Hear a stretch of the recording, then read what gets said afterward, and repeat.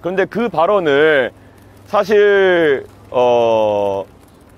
성기와 젓가락 외에 제가 어떻게 순화해서 표현해야 될지를 저는 솔직히 알지 못합니다.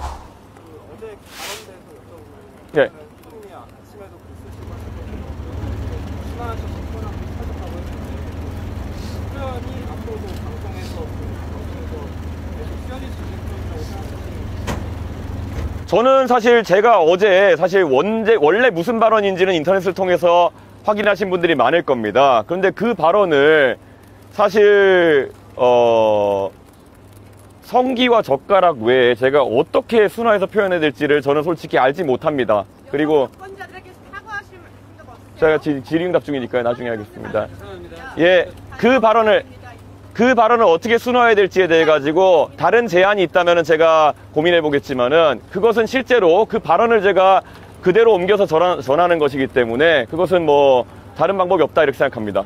그 소위 사례를 들어서 얘기를 하신 건데 굳이 그 사례를 찍어서 후보에 공증하고자 하는 의도가 없어요. 왜냐하면 저는 이렇게 생각합니다. 선거 때마다 굉장히 다양한 후보자 가족에 대한 검증이 이루어져 왔습니다. 지난 선거 때는 준리 문제 같은 것들 다들 기억하실 겁니다.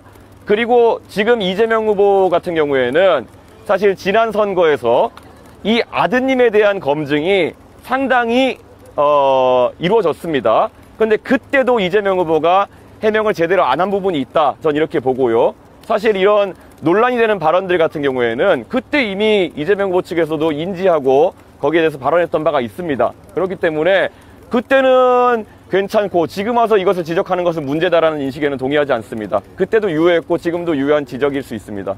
후보님, 예. 그 발언의 정확한 출처가 어디나요? 그 발언의 정확한 출처는 해당 도박 사이트라고 이제 이재명 후보 측에서 과거 2021년에 이야기했던 그것의 캡처 사진입니다.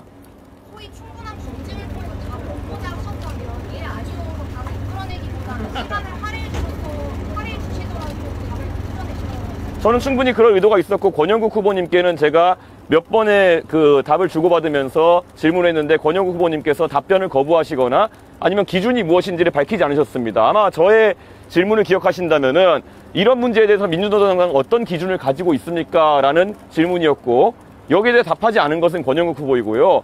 나중에 권영국 후보가 끝내 답을 거절하시고 이재명 후보는 어떻게 생각하시냐, 동의하시느냐 정도를 제가 시간이 몇 초 남아가지고 물어본 것입니다.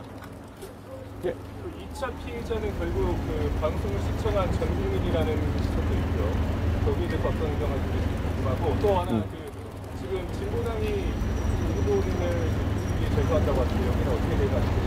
저는 아까 말씀드렸던 것처럼 실제 그 발언에 대해 가지고 제가 원본을 보신 분도 알겠지만은 순화해 가지고 제가 표현한 것이고 그에 대해서 어떻게 더 순화해야 될지는 잘 모르겠습니다. 물론 그것을 보시면서 불편한 국민들이 있을 수 있다는 것은 저도 알고 있었고 그리고 그에 대해 가지고는 제가 심심한 사과를 하겠습니다. 하지만 제 입장에 봤을 때는 그것은 그런 언행이 만약에 사실이라고 한다면은 그것은 충분히 검증이 필요한 사안이다 이렇게 보고 있습니다. 후보님, 토론에서 검증되지 않은 발언에 대해서 지적을 하신 겁니다. 어떤 것이 검증 안 됐다는 말씀이시죠? 도박 사이트에서 발언을 원본 출처가 도박 사이트라고 하셨는데 그 발언이 실제인지 아닌지 확인하셨습니까? 2021년도에 이재명 후보 측에서 그 문제가 된 아이디 중에 하나에 대해 가지고 그것에 대해서는 인정한다라는 입장을 낸 것으로 알고 있습니다.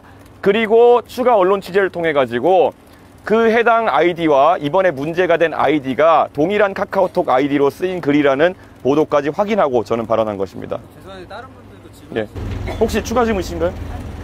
예. 그럼 어떤 부분이 문제라는 거죠? 제가 검증 안 했다고 하셨는데.